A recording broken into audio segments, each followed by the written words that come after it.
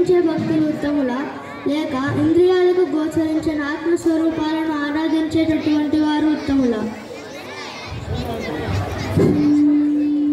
శ్రీ భగవానువాచ మయ్యావేశ్య మనో ఏ మాం నిత్యయుక్తా ఉపాసతే శ్రద్ధయా పరయోపేతాః తే మే యుక్తతమా మతాః.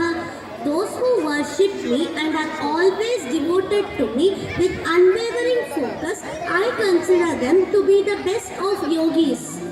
ఎవరైతే తమరి మనస్సును ఎల్లప్పుడూ నా మీద నిలిపి నన్ను భజిస్తారో వారినే ఉత్తమ యోగులు అని నా ఉద్దేశం.